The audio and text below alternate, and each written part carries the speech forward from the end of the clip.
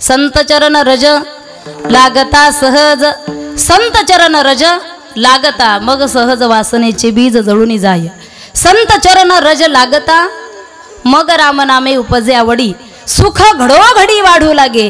संत चरण रज लागता कंठी प्रेम दाटे, नैनी नीर लोटे, हृदयी प्रगटे रामरूप. संत चरण रज लागता तुका म्हणे साधन, सुलभ गोमटी परी उपतिष्ठी पूर्व पुण्य. भावार्थ तुमच्या लक्षात आला असेल. संतांचा स्पर्श झाला, मला वाटतंय बऱ्याचशा गोष्टी सोप्या जातात. जसा परिसाचा स्पर्श लोखंडाला झाला, लोखंड राहत नाही. लोखंडाचं काय होतं? सोनं होतं ना का पितळ होतं? क्या बात आहे. त्या परिसाचा स्पर्श लोखंडाला झाला, त्या लोखंडाचं लोखंड राहत नाही, लोखंडाचं सोनं होतं. तसंच जीवाला संतांचा स्पर्श झाला, जीवाचं सोनं होतं. तरी सुद्धा तुकोबर आहे परी उपतिष्ठे पूर्व पुण्य म्हणतात शेवटच्या चरणामध्ये. मी सांगत असते नेहमी परी परंतु पण हे शब्द निर्माण झाले की अडथळा निर्माण होतो. आजची पंगत एक नंबर होती. आजचं जेवण पोटभर झालं. 10-5 भाकरीचा मुर्दा पाडला. 2-2 माणसं मला पंक्तीतून उठवायला होते. पण काय नाही, मग भाजीमध्ये मीठ थोडं कमी होतं. सगळं काही चांगलं असून सुद्धा पण आला की अडथळा निर्माण होतो. मुलाचा बाप जर मुलगी बघायला गेला, मुलगी पसंत पडली, गावभर सांगू लागला आपल्या मुलाला जी मुलगी पाहिली ती अतिशय सुंदर आहे, बरं एवढी शिकलेली आहे, एज्युकेटेड आहे, की आपल्या गावामध्ये एवढी मुलगी शिकलेली नाही आहे, एवढी सुंदर आहे की आमच्या घरामध्ये नाही. बाप तर एवढा श्रीमंत आहे की तालुक्यामध्ये नाही. ज्याला हे सांगत होतं ते म्हटलं गाव पाटील एवढं सगळं चांगलं आहे तर मग लग्न जमलं असेल. किती तारीख काढली लग्नाची? मुलाचा बाप म्हटलं तारीख वगैरे काही काढली नाही. का? सगळं चांगलं आहे. पण काय नाही, दर रविवारी मुलीच्या अंगामध्ये खंडोबा येतो. नुसता खंडोबा येत नाही, आला दांडक घेऊनच येतो, घर हाणून काढतो. म्हटला परी उपतिष्ठे पूर्व पुण्य. संतांचा स्पर्श सहज होत नाही, बहु अवघड आहे संत बेटी. मला सांगायचंय संत एक वेळेची पंगत चुकली तर एका वेळेचं जेवणच चुकतं. बरं का? एका वेळची जर पंगत चुकली तर एका वेळचं जेवणच चुकतं. संगत चुकली लाईफ चेंज होती माणसाची. संतन के संग लाग रे तेरी अच्छी बनेगी, संतन के संग लाग रे तेरी अच्छी बनेगी, संतन के संग लाग रे तेरी अच्छी बनेगी, संतन के संग लाग रे तेरी अच्छी बनेगी, अच्छी बनेगी तेरी बिगड़ी बनेगी, अच्छी बनेगी तेरी बिगड़ी बनेगी, अच्छी बनेगी तेरी बिगड़ी बनेगी, अच्छी बनेगी तेरी बिगड़ी बनेगी, संतन के संग लाग रे तेरी अच्छी बनेगी, संतन के संग लाग रे तेरी अच्छी बनेगी, संतन के संग लाग रे तेरी अच्छी बनेगी, संतन के संग लाग रे तेरी अच्छी बनेगी,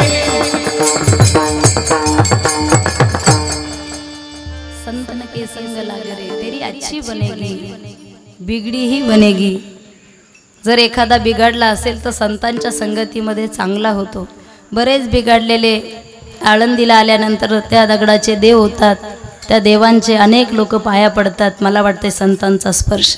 संताचे संगती मन मार्ग गती, संताचे संगती मन मार्ग गती, संगती मन मार्ग गती, संताचे संगती मन मार्ग गती, संताचे संगती मन मार्ग गती, संताचे संगती मन मार्ग गती.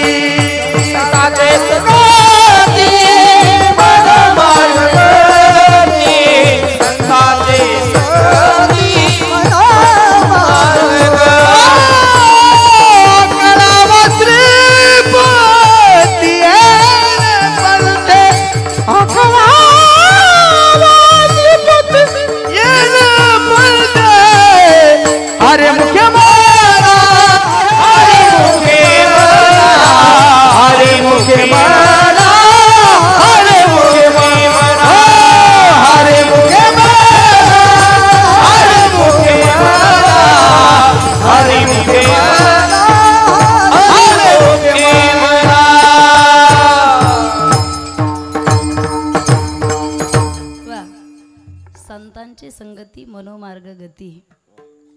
संतांच्या संगतीमध्ये आपलं जीवनाचं कल्याण होतं, तसं दुर्जनाच्या संगतीमध्ये होत नाही.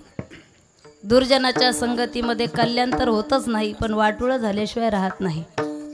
बऱ्याचशा जणांचं संगतीमुळे प्रॉब्लेम झाला, वाटोळं झालं. पहिल्या दिवशी तो मरत होता, मला वाससुद्धा सहन होत नाही. एका महिन्यानंतर म्हटला वास जर आला नाही तर मला झोप लागत नाही.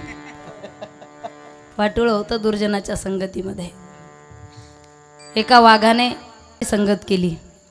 वाघ माहिती ना तुम्हाला? वाघ माहिती की नाही तुम्हाला? वाह क्या बात आहे. वाघ, त्या वाघाने गाढवाची संगत केली. आता विचाराची लेवल पहा तुम्ही. वाघ कुठे, गाढव कुठे? वाघ बुलेटवर फिरणारा वाघ, गाढव कुठे? आता हायवेला जर ते रात्री उभा केलं, बांधल्यासारखं केलं, किती मोठा कंटेनर येऊ द्या, किती हॉर्न द्या, हालत नाही. गाढव ना ते गाढव. त्या गाढवाची संगत वाघाने केली. चांगली मैत्री झाली त्यांची. मैत्री झाल्यानंतर 2-3 महिने मैत्री झाली, चांगली मैत्री झाली. वर्षभर एकत्र राहू लागले. कोण हो? वाघ, गाढव आणि वाघ. एक दिवस गाढव वाघाला म्हटलं चल जरा आपण शेतात फिरून येऊ. वाघ म्हटलं मी वाघ आहे, कुणाबरोबर जात नाही, पण मित्र आहे म्हणून येतो तुझ्याबरोबर. गाढव पुढे वाघ पाठीमागे, गाढव पुढे वाघ पाठीमागे. व्यावहारिक भाषेमध्ये असं म्हटलं जातं, गाढव किती जरी हुशार असलं त्याच्या पाठीमागे चालायचं नसतं, किंवा त्याच्या पाठीमागून जायचं नसतं. किती जरी गाढव हुशार असू द्या, कितीही हुशार असू द्या, कारण गाढवाचा स्वभाव आहे.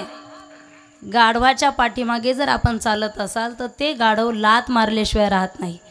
बरं, स्वभाव आहे त्याचा, त्याचा स्वभाव तो चेंज करत नाही. त्या गाढवाला तुम्ही आळंदीला न्या, पंढरपूरला चातुर्मासाला तिकडंच ठेवा, 7 दिवस सप्ताहामध्ये आणा, त्याचा स्वभाव आहे, स्वभाव जात नाही गाढवाचा लात मारण्याचा. गाढव पुढे वाघ पाठीमागे, गाढव पुढे वाघ पाठीमागे गेले शेतामध्ये. शेतामध्ये गेल्यानंतर गाढवाच्या आणि वाघाच्या गप्पा रंगल्या, डिस्कस, चर्चा. गाढव वाघाला म्हणू लागलं, हे बघ गड्या, हे जे शेतातलं गवत आहे ना, या सगळ्या गवताचा रंग पिवळ्या रंगाचं गवत आहे. गवत कसं आहे? पिवळ्या रंगाचं आहे. वाघ म्हटला मित्र आहे म्हणून सांगतो, गवत पिवळ्या रंगाचं नाहीये. मग अरे हिरव्या रंगाचं आहे. गाढव म्हटला नाही पिवळ्या रंगाचं आहे. वाघ म्हटला हिरव्या रंगाचं आहे. गाढव म्हटला मी एकटा म्हणतो असं नाही, मग आमच्या सगळ्या गाढवांना विचारून पहा, गवताचा रंग कसा आहे? पिवळा आहे. वाघ म्हटला मित्र आहे म्हणून सोडतो, मी वाघ आहे म्हटला. तुझ्या ठिकाणी जर दुसरा कोणी असता तर आतापर्यंत फाडून टाकला असता. गवताचा रंग हिरवा आहे. भांडण लागलं त्या दोघांचं, भांडण. गाढवाचं आणि वाघाचं भांडण लागलं. 3 महिने भांडण. गाढव असते. एकदा जंगलातून ससा पळत होता. ससा लांडगा भेटला त्याला. का पळतो? तो म्हटला जिने काय तो भागो, मरने काय तो रुको. क्यों? आकाश गिर रहा है, आभाळ पडते. लांडगं पळू लागलं, हरिण पळू लागली, वाघ पळू लागले, सगळे पळू लागले. हे 2 गाढवांनी पाहिलं आणि एका गाढवाने दुसऱ्या गाढवाला विचारलं, का रे हे जंगलातले आज इकडं कसं काय? ते म्हटलं तुला काय करायच्या पंचायती, अशा रिकाम्या पंचायती करतो म्हणून तर लोक आपल्याला गाढव म्हणतात. त्या गाढवाचं आणि वाघाचं भांडण. 3 महिने भांडण. भांडण मिटेना. दोघंही राजाकडे आले. आता जंगलचा राजा कोण आहे? सिंह आहे. कसाचा आहे? नाही, कौरव क्षेत्रामध्ये आहात तुम्ही. आले सिंहाकडे. त्या राजाने, सिंहाने प्रजा मीटिंग बसवली. माझा सिद्धांत फार महत्वाचा आहे. प्रजा मीटिंग बसवली. मीटिंगमध्ये सांगितलं ज्याची चूक असेल त्याला 2 वर्षाचा कारावास, 2 वर्षाची शिक्षा. दोघांचं म्हणणं ऐकून घेतलं. गाढवाचं म्हणणं होतं गवत पिवळं आहे, वाघाचं म्हणणं होतं गवत हिरवं आहे. राजाने थोड्या वेळाने न्याय दिला. गाढवाचं जे म्हणणं आहे ते अगदी बरोबर आहे, वाघाचं म्हणणं चुकीचं आहे. वाघाला 2 वर्षाची शिक्षा. सभा मोडली. वाघ होता तो. त्या राजाला स्टेजच्या बाजूला घेतलं. विचारलं गाव गवताचा रंग कसा आहे? राजा सिंह म्हटला कसा आहे म्हणजे हिरव्या रंगाचं गवत आहे. अरे बापरे, हे तुम्हाला माहीत असून सुद्धा न्याय त्या गाढवाच्या बाजूने, अन्याय केला माझ्यावरती, मला 2 वर्षाची शिक्षा. तुमचं त्या गाढवाचं काही कनेक्शन आहे का? तुमची मेहुणी गाढवाच्या घरी दिलेली आहे का? काय कनेक्शन आहे? कशामुळे असं केलं? त्या सिंहाने सांगितलं, राजाने सांगितलं, गाढवाचं म्हणणं होतं गवत पिवळं आहे आणि तुझं म्हणणं होतं गवत हिरवं आहे, म्हणून तुला 2 वर्षाची शिक्षा दिलीच नाही. मग अरे ज्याच्याबरोबर भगवंताचं नामचिंतन न करता, भगवंत चिंतन न करता 3 महिने तू टाइम पास करत बसला, ते कोण आहे? गाढव आहे. भगवत चिंतन न करता गाढवाबरोबर 3 महिने टाइमपास केला, 2 वर्षाचा कारावास त्याच्या करता आहे. म्हणून संतांची संगत, संतांचं चरण, ज्याचं आचरण चांगलं आहे त्याचे चरण चांगले. उगाच कुणाचे चरण धरत जाऊ नका. 2 पैशासाठी गरज नाही कुणाचे चरण धरण्याची. ज्याचं आचरण चांगलं असेल, ज्वलंत परमार्थ असेल, गरीब असू द्या, तो फाटका असू द्या, तुटका असू द्या, पाय धरा त्याचे. मला वाटतंय मित्र कृष्णासारखा असावा. द्वारकाधीश आहे, द्वारकेचा राजा आहे, पण गर्व नाहीये. मित्र सुदामजी सारखा असावा. दारिद्र्य आहे घरामध्ये, पण त्या दारिद्र्याची लाज वाटत नाहीये, म्हणून मित्र असा असावा. 100 कौरवासारखे मित्र करण्यापेक्षा एकच कृष्णासारखं करा, सारथ्य करेल तुमचं. हे संतांची संगत आहे. संतांचा स्पर्श जीवनाला झाला, वासनेचे बीज जळून जाय. वासना म्हणजे काय सांगू मी तुम्हाला? माणूस मरतो, वासना कधीच मरत नाही. लॉकडाऊनच्या काळामध्ये, कोविडमध्ये आपण पाहिलं, बरेचसे जण गेले. मी कमीत कमी 2000 त्या ठिकाणी दशक्रिया वर्षश्राद्धाचे कीर्तन केले. लोकांचं ऐकलं जरा. माणूस चांगला होता, बरं त्याची शेवटची इच्छा राहिलीच बरं का. मला वाटतंय माणूस गेला, इच्छा अपूर्ण आहे, वासना अपूर्ण आहे. वासना संपत नाही. वासना ओढाळ गाई गड्यानो, वासना ओढाळ गाई, वासना ओढाळ गाई गड्यानो, वासना ओढाळ गाई, वासना ओढाळ गाई गड्यानो, वासना ओढाळ गाई, वासना ओढाळ गाई गड्यानो, वासना ओढाळ गाई. पिता हनुन मोडा पाय, पिता हनुन मोडा पाय, हनुन मोडा पाय. वासना ओढाळ गाई गड्यानो, वासना ओढाळ गाई, वासना ओढाळ गाई गड्यानो, वासना ओढाळ गाई, वासना ओढाळ गाई गड्यानो, वासना ओढाळ गाई, वासना ओढाळ गाई गड्यानो, वासना ओढाळ गाई. वढाळ आहे, पाय मोडायचा आहे त्याचा. एखादा जर वढाळ आला असेल ना दारापर्यंत, पाय मोडा, परत येणार नाही. वासना वढाळ गाई गड्यांनो, वासना वढाळ गाई. वासनेची क्वालिटी थोडीशी चेंज आहे. शिकलेला असेल, एज्युकेटेड असेल, हुशार असेल, श्रीमंत असेल, तर वासनेची क्वालिटी थोडी वरती आहे. गरीब असेल, काय मागू नये, थोडीशी का होईना पण आहे वासना. माणूस मरतो, वासना शिल्लक राहते. आपल्या देशाचे 2 पुढारी अमेरिकेला फिरायला गेले. अमेरिका देश माहिती ना. तिथं गेल्यानंतर तिथल्या मंत्रिमंडळाची बैठक बसली, ठराव झाला. भारताचे 2 पुढारी आलेत. भारताचे अमेरिकेला 2 पुढारी आलेत. आपला अमेरिका देश सर्वात श्रीमंत देश आहे. कसली उणीव भासता कामा नाही, कारण आपल्या देशाचं नाव हे भारतापर्यंत गेलं पाहिजे. मग यांना काही खाण्यापिण्यासाठी चांगली व्यवस्था करायची. काय व्यवस्था करायची? एक जणाने सांगितलं, भारतामध्ये नाश्त्यासाठी जर सगळ्यात जास्त फेवरेट काय असेल, आवडतं काय असेल, तर पाहुणे आल्यानंतर पटकन आणि चटकन तिथं पोहे बनवतात भारतामध्ये. मुलगी बघायला गेलं तरी, तुम्हाला माझी भाषा कळते ना, मग ठीक आहे. मुलगी बघायला गेलं तरी पोहे, मुलगा बघायला गेलं तरी पोहे. महाराज आला, केले तर केले, नाही तर तेल लावत गेले. हा, असं करतातच असं सांगता येत नाही, पण पोहे फेवरेट हा नाश्त्याचा विषय. तिथला एक जण म्हटलं, एक काम करा, भारताचे पुढारी आहेत ना, मग त्यांना पोहे द्या. पण हां थांबा, पोहे देत असताना आपला अमेरिका देश सर्वात श्रीमंत देश आहे. मग चांदीच्या प्लेटीमध्ये पोहे द्या आणि खाण्यासाठी सोन्याचे चमचे द्या. आले ते पोहे आपल्या पुढाऱ्यांसमोर, ते पोहे आले. पोहे आल्याबरोबर यांच्या तोंडाला पाणी सुटलं.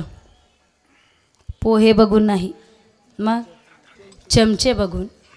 ते चमचे बघून हे चमचे विचार करू लागले, हे 2 चमचे जर आपण घरी नेले तर घरचे चमचे किती खुश होतील.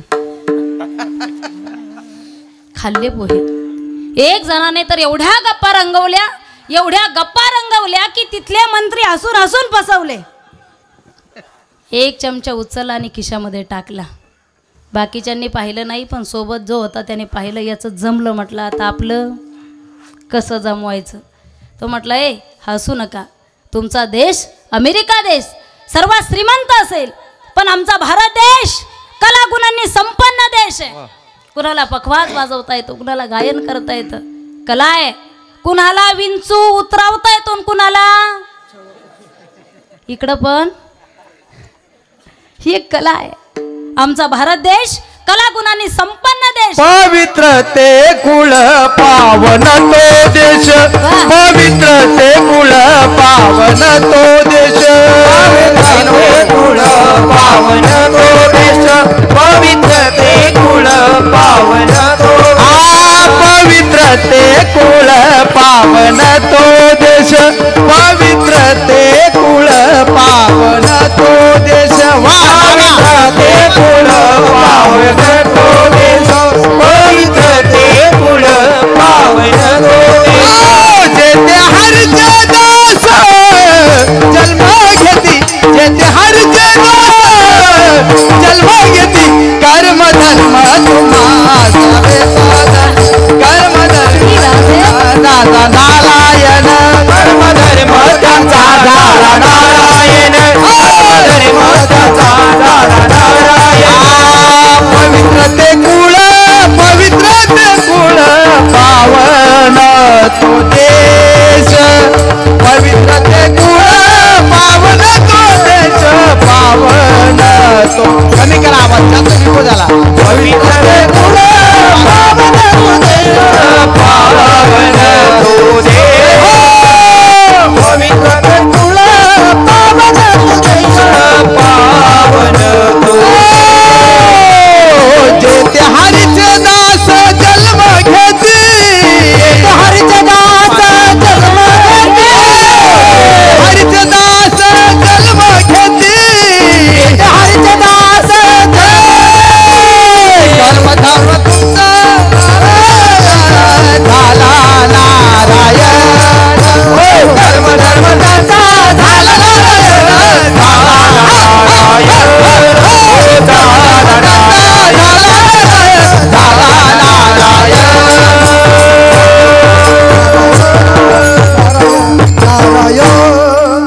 पवित्र ते कुळ. देशामध्ये नुसत्या कला नाही तर पवित्र ते कुळ पावन तो देश, जेथे हरीचे दास जन्म घेती. आमचा देश भारत देश संतांच्या पदस्पर्शाने पुनीत झालेली ही भूमी आहे, पावन आहे, भाग्यवंत देश आहे. कला आहे आमच्या देशामध्ये. माझा दृष्टांत संपला नाही अजून. हे सगळं एक जण सांगत होता तिथल्या मंत्रिमंडळाला. तिथल्या एक जणाने विचारलं का हो एवढ्या कला तुमच्या देशामध्ये, तर मग तुमच्यामध्ये एखादी कला असेल ना, तुमच्यात एखादी तरी. बऱ्याचशा जणांमध्ये कला कमी असाव्यात, गुण कमी असले तरी काय हरकत नाही. मला वाटते अवगुण नसावेत. बरं असावेत ते अवगुण, काही हरकत नाही त्याची सुद्धा, पण ते अवगुण दुसऱ्याला त्रास देण्यासाठी नसावेत. तुमच्यामध्ये एखादी कला असेल तर दाखवा आम्हाला. आपलं एक जण होतंच ते बिगर चमच्याचं. ते म्हटलं माझ्यासुद्धा एक कला आहे. म्हटलं कोणती कला आहे? हे बघा, हा जो इथं एक सोन्याचा चमचा आहे, हा सोन्याचा चमचा मी माझ्या खिशात घालतो आणि याच्या खिशातून वर काढतो. म्हटलं त्याच्या खिशामध्ये पहिला चमचा त्याने घातला होता. मला वाटतंय वासनेची लेवल उंच असेल, वासना एकच आहे. जोपर्यंत वासना जळत नाही तोपर्यंत परमार्थ करता येत नाही. म्हणून तुकोबाराय म्हणतात कशामुळे वासना जळते? अभंगाचं संत चरण राज वागत सहज, संत चरण राज वागत सहज,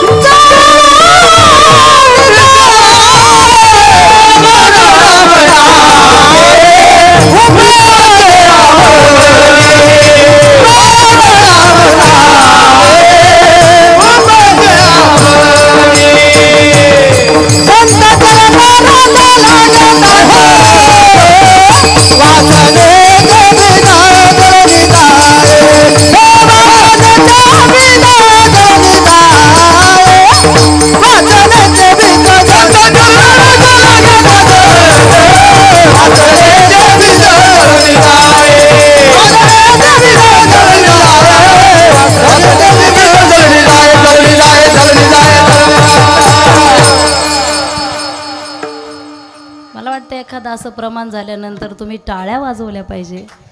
बरेच सप्ते झाले तुमच्या गावामध्ये, कितीक मातीत घालायचे आहेत म्हणजे टाळ्या वाजवाल तुम्ही. विषय नाही त्यांचा. विषय नाही त्यांचा. जाणकार श्रोते आहात तुम्ही, मला माहिती आहे. बऱ्याच जणांना व्यक्त होता येत नाही बरं का, व्यक्त होता येत नाही काही लोकांना. पहिल्या भेटीमध्ये बिचाऱ्याला व्यक्त होता येत नाही. महिन्यानंतर चिठ्ठी पाठवतो त्यावेळेस तिचं लग्न झालेलं असतं. व्यक्त झालं पाहिजे माणसाने. कथा ऐकताय तुम्ही रोज. श्रोता आणि सरोता यामधला फरकही ऐकला असेल तुम्ही. श्रोता आणि सरोता. श्रोता एकमेव घडत असतो. सरोता आणि सोता ते काय, बसले तर बसले, नाही तर झोपले. एक आजी म्हटली गोळ्या घेऊन झोप येत नाही, पण कीर्तनात आल्याबरोबर डोळा लागतो. सोता आणि श्रोता याच्यामध्ये फरक आहे. एका मूर्तिकाराने 2 मूर्ती विकण्यासाठी मांडल्या होत्या. गिराईकाला विचारलं, बाबा ही मूर्तीची किंमत काय? काय म्हणजे कोणती? उजव्या बाजूला आहे ती बाबा. ही उजव्या बाजूची जी मूर्ती आहे त्या मूर्तीची किंमत 10,000 रुपये मूर्तिकाराने सांगितलं. आणि दुसरी डाव्या बाजूला जी मूर्ती आहे तिची किंमत फक्त 100 रुपये. बाबा मूर्ती कुणाच्या आहेत? माझ्या आहे. कोणी बनवल्या? मीच बनवल्या. बाबा वजनाला कमी जास्त आहे का? नाही, वजनाला सेम टू सेम आहे. मग ही मूर्ती त्या ठिकाणी सोन्याची आहे का? नाही, पंचधातूच्या दोन्ही मूर्त्या आहेत. बाबा हिची 10,000 रुपये, हिची 100 रुपये. एवढा डिफेंड, एवढा फरक कशासाठी? त्या मूर्तिकाराने सांगितलं, जी 100 रुपयेवाली मूर्ती आहे त्या मूर्तीच्या कानामध्ये जर तार टाकला, मी तुमच्यासाठी सांगून जाईल, कानामध्ये जी तिच्या तार टाकला, तो तार या कानातून टाकला, ती या कानातून निघतो. म्हणून त्या मूर्तीची किंमत 100 रुपये. तिला सरोता म्हणतात किंवा सोता म्हणतात. ही जी 10,000 रुपयेवाली मूर्ती आहे, हिच्या कानामध्ये जर तार टाकला, तो तार इकडच्या कानातून निघत नाही, मग तो तार तिच्या हृदयापर्यंत जातो. श्रोता म्हणतात त्याला. मला वाटतं एवढे कीर्तन ऐकल्यानंतर आपण श्रोते झालं पाहिजे. वासनेचे बीज जळून जाय संत चरण रज लागता. वासना जिवंत आहे, परमार्थ घडत नाही. कुणाला कशाची आवड आहे, कुणाला कशाची आवड आहे. वासना जोपर्यंत आहे तोपर्यंत माणूस धावपळ करत असतो. पण वासना अशी आहे, जन्म घेणे लागे वासनेच्या संगे. जेवढा भरत राजा हरणी गर्भा गेला, वासना आहे. वासना कशाची कशावर आहे, कुणाची कशावर आहे. काही तरुण व्यसनाधीन गेलेले, वासना संपत नाही. मरेपर्यंत, मेल्यानंतर सुद्धा लोक म्हणतात कावळा शिवत नाही ना, नाही शिवत ना, ब्राह्मण आलेत ना, कावळा शिवत नाही ना, सगळे नातेवाईक जमले ना, सगळ्यांनी बोलून दाखवलं ना, त्याच्या इच्छा बोलल्या का, म्हटले का हे करा ते करायचंय, तरी कावळा शिवत नाही ना. एक काम करा, त्याची आवडती वस्तू आणा. तुमच्याकडे चालतं का हे? म्हणजे माणूस मेला, वासना जिवंत आहे. त्याची आवडती वस्तू आणा, भले ती 20 रुपयाची भेटली तरी आणा, कावळा शिवेल. जाम पर जाम पीने से क्या फायदा, जाम पर जाम पीने से क्या फायदा. अरे सुबह पियोगे शाम को उतर जाएगी, लेकिन हरि नाम का प्याला एक बार तो पी के देख, तेरी जिंदगी सवर जाएगी, जिंदगी सवर जाएगी. व्यसनाधीन गेलेल्या माणसाला बरंसं काही समजत नाही. आणि सांगू मी तुम्हाला, ज्यांना भाजीतलं आळणी खारट कळतं त्यांना बरंचसं जीवनातलं कळतं बरं का. ज्याला तिथलं काही कळत नाही त्याला इकडच्या पंक्तीतलंही काही कळत. एक पहिलं आमच्याकडं गाडी नव्हती, तुमची कृपा झाली सगळ्यांकडं गाड्या आल्या. तुम्ही म्हणाल तुमचं वय कमी, गाडी हां, माझ्या ज्ञानोबरायची 750 वर्ष वैराग्य तपश्चर्या आमच्यामध्ये उतरली तेव्हा गाड्या आहेत महाराज. सहजासहजी नाही. बसमध्ये प्रवास करत होते मी, एका बाबाला जागाच नव्हती, जागा नव्हती, शीट दिलं बसायला बाबाला, वयस्कर होते. बाबालाही खडतर, महातारा उठले, बसले त्या शीटावरती. आणि सीटवर बसल्यानंतर बाबाने एका खिशातून बिडी काढली, दुसऱ्या खिशातून काडी काढली. बिडी चेतवली, ओढायला सुरुवात केली. आता बाबांनी बिडी ओढल्याबरोबर सगळा धूर बाहेर टाकला. त्याचे सुद्धा काही प्रकार आहे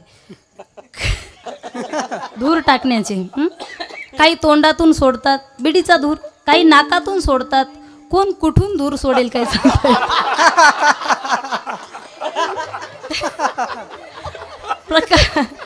प्रकार आहेत त्याचे, मला एवढं माहित नाही.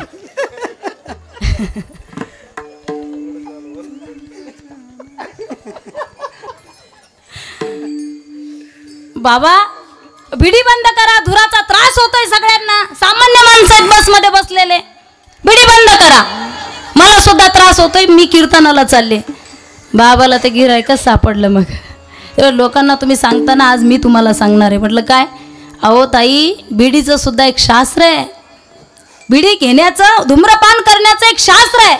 तुम्ही कीर्तनकार आहात म्हणून सांगतो, धूम्रपानम शतगोदानम. म्हणजे हे शास्त्र समजायला सुद्धा शास्त्र समजलं पाहिजे. धूम्रपानम शतगोदानम एक एक झुरका गंगा स्नानम. टाकडम टुकडम जे लॉकडाऊन मध्ये ओढावे लागले, टाकडम टुकडम महत पुण्यम एक बिडी कन्यादानम म्हटलं. धूम्रपानम शतगोदानम. धूम्रपान जर केलं 100 गाई दान दिल्याचं पुण्य मिळते. धूम्रपानम शतगोदानम. एक एक झुरका ते ओढण्याची मजाच वेगळी आहे म्हटलं. मग पुण्याची गणना कोण करी. आणि लॉकडाऊनमध्ये भेटत नव्हतं, 1 महिना घरात राहावं लागलं. तुकडे ताकडे जे फेकून दिले होते, जे तुकडे ताकडे फेकून दिले होते ते सुद्धा यांना ओढावे लागले. महत पुण्यम. कुणी कुणाला दान देत नाही, सप्ताहाला सुद्धा पटकन दान देत नाही. पण एक बिडी दान दिली तर कन्यादानम. मला वाटते वासना आहे. मरायला लागलं तरी वासना सुटत नाही.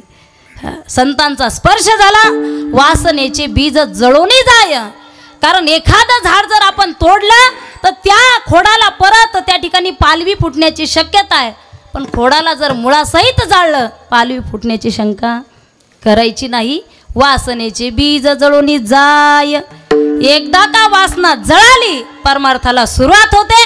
अभंगाचं दुसरं चरण. मग राम नामे उपजे आवडी, मग राम नामे उपजे आवडी, मग राम नामे उपजे आवडी, मग राम नामे उपजे राम नामे उपजे आवडी, मग राम नामे उपजे आवडी, हो मग राम नामे उपजे आवडी, मग राम नामे उपजे, मग राम नामे उपजे आवडी, मग राम नामे उपजे आवडी, मग राम नामे उपजे आवडी, मग राम नामे उपजे आवडी, मग राम नामे उपजे आवडी, मग राम नामे उपजे आवडी, मग राम नामे उपजे आवडी, मग राम नामे उपजे आवडी.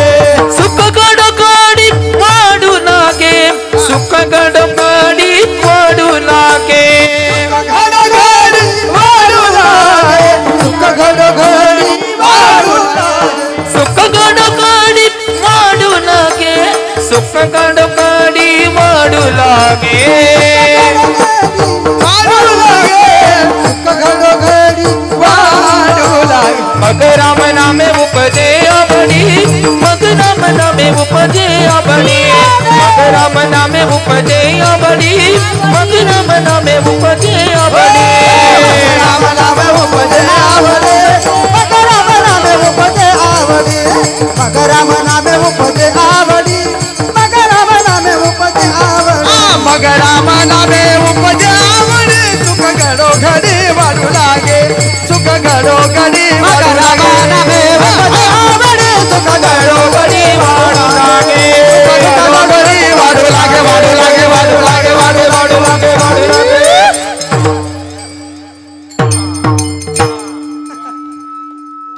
मग राम नामे. वा, छान सुरुवात झाली बरं का. काही नाही तरी आज उपजे आवडी, सुख घडो घडी वाढू लागे, देवे दिला देह भजना गोमटा.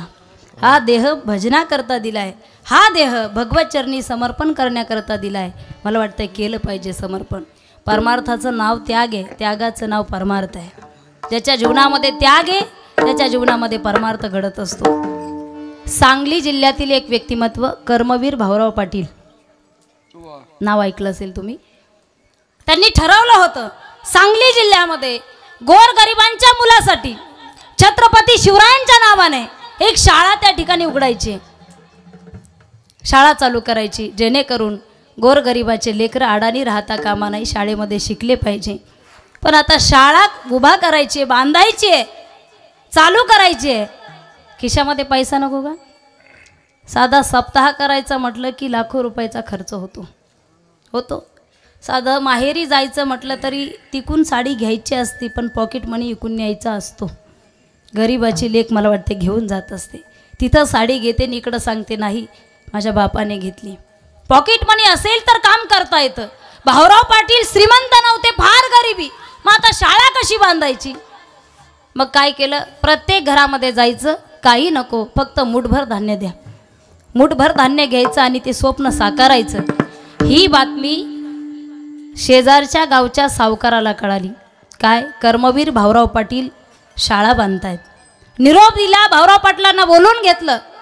बसा, आला तुम्ही, मला असं ऐकायला मिळालं की तुम्ही छत्रपती शिवरायांच्या नावाने गोरगरिबांसाठी शाळा बांधताय. भाऊराव पाटील म्हटले, हो योग्य ऐकलं. कशाने? पैसे आहे का तुमच्याकडं? पैसे नाहीत माझ्याकडं. मग अहो मी सगळ्यांच्या सहकार्याने एकीच्या बळीने मुठमुठ धान्य गोळा करून शाळा बांधणार आहे. सावकार हसला. मला वाटते बरेचसे जण गरिबीवर हसत असते. जगामध्ये सगळ्यात वाईट जर काय असेल तर ती गरिबी असते महाराज, गरिबी असते. धनवंतालागी सर्व मान्यता आहे जगी, गरिबाला मिळवावं लागतं. तो सावकार हसला. म्हटले, भाऊराव पाटील एक काम करा, हा चेक घ्या, या चेक वरती किती अमाऊंट पाहिजे तुम्हाला लिहून घ्या आणि घेऊन जा, बांधा शाळा. भाऊराव पाटलांना आनंद झाला. तुमच्यासारखे सावकार जर आपल्या देशामध्ये असेल, मला भीक मागायची गरज नाही. पण भाऊराव पाटील बसा, 2 मिनिटं ऐका माझं पुढचं. लाखो रुपये नेताय माझ्याकडून, माझी छोटीशी आट आहे. काय आट आहे? शाळेला नाव कुणाचं देत आहे भाऊराव पाटील? कर्मवीर भाऊराव पाटलांनी सांगितलं, माझ्या शाळेला मी छत्रपती शिवरायांचं नाव देणार आहे. त्या उन्मत्त सावकाराने सांगितलं, तेच तर मला सांगायचंय, लाखो रुपये घेऊन जा, पण तुमच्या शाळेला माझं नाव द्या. कर्मवीर भाऊराव पाटील म्हटले, हाडाचे काडे झाले तरी चालेल, चामड्यांची चपला लोकांसाठी शिवाय लागल्या तरी शिवेल, स्वतःच्या बापाचं नाव बदलावं लागलं तरी बदलेल, शाळेला दिलेले छत्रपती शिवरायांचं नाव मी कधीच बदलणार नाही. मला वाटतंय परमार्थ त्यागाचा आहे, त्यागाने परमार्थ घडतो. मग राम नामे उपजे आवडी, सुख घडोघडी वाढू लागे. संत तुकोबरायच्या जीवनामध्ये त्याग आहे, परमार्थ करतायत. लोकांना सुद्धा सांगतायत की याच देही गडे देवाचे भजन. कसं आहे, सांगणं सोपं असतं, करणं अवघड आहे. तुकोबाराय सांगतातही करतातही. बरेचसे लोक असे आहेत ते फक्त सांगतात, करत काहीच नाही. लेक्चर देणं ही सोपी गोष्ट आहे. एक जण तरुण सकाळी सकाळी गावाच्या चव्हाट्यावर उभा राहिला, चंदू महाराज ओट्यावरती उभा राहिला, व्यसनमुक्तीचं भाषण देऊ लागला. इथं बसलेले तरुण ऐका माझं, व्यसन करणं ही चांगली गोष्ट नाही. तो चव्हाट्यावर उभा राहून भाषण देऊ लागला, लेक्चर देऊ लागला. व्यसन करणं ही चांगली गोष्ट नाही. व्यसनाने स्वतःचं, घराचं, गावाचं, तालुक्याचं, जिल्ह्याचं, राष्ट्राचं नुकसान होतं. ऐका माझं, व्यसन करू नका. वट्यावर उभा राहून लेक्चर देत होता, भाषण देत होता. खालून एक जण म्हटलं, तुझी सकाळी जी टाकली ना तू ती उतरू दे मग भाषण दे. लेक्चर देणं सोपं आहे, करणं अवघड आहे. तुकोबराय परमार्थ करतात आणि मग सांगतात. मी सांगतो तुम्हासी वदारे विठ्ठला, सांगतो तुम्हा तुका म्हणे साधन सुलभ गोमटे परी उपतिष्ठे पूर्व पुण्य. पुनश्च एकदा सर्वांना मनापासून धन्यवाद देते. इथं ज्यांनी या कार्यक्रमाला अतिशय सुंदर अशी शोभा आणली, ही सर्व कलाकार मंडळी, यांचा अधिकार फार मोठा आहे. जेवढं आपलं वय आहे तेवढा यांचा परमार्थ आहे. या सर्वांसाठी एकदा टाळ्या वाजवा, पहा कडकड आवाज आला पाहिजे. पुनश्च एकदा जाता जाता सर्वांना मनापासून धन्यवाद सांगून जाईल. जाता जाता जीवनामध्ये एखाद्याचं चांगलं करता नाही आलं तर काय हरकत नाही, गप बसा, वाईट कुणाचं करू नका. भला किसी का कर ना सको तो बुरा किसी का मत करना, भला किसी का कर न सको तो बुरा किसी का मत करना, पुष्प नहीं बन सकते तो तुम कांटे बनकर मत रहना, कांटे बनकर मत रहना. पुरुष एकदा धन्यवाद. झालेली सेवा माऊलींच्या चरणी.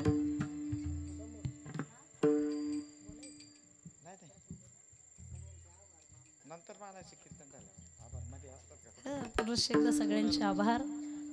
आमचे तरुण तडफदार व्यक्तिमत्व ज्यांच्या अतिशय आग्रहाने आम्ही या ठिकाणी आलो, औदुंबर भाऊ पांचाळ, त्यांना मनापासून धन्यवाद देते. तुम्ही सर्वच मंडळी, सर्वांचे नावं मला ज्ञात नाही, सर्वांना मनापासून धन्यवाद देते. झालेली सेवा माऊलींच्या चरणी, जगद्गुरु तुकोबारायच्या चरणी. मला ज्या आईवडिलांनी जन्म दिलाय, माझ्या आईवडिलांच्या चरणी सेवा समर्पित करते. सेवेला पूर्ण विराम. जय विठ्ठल जय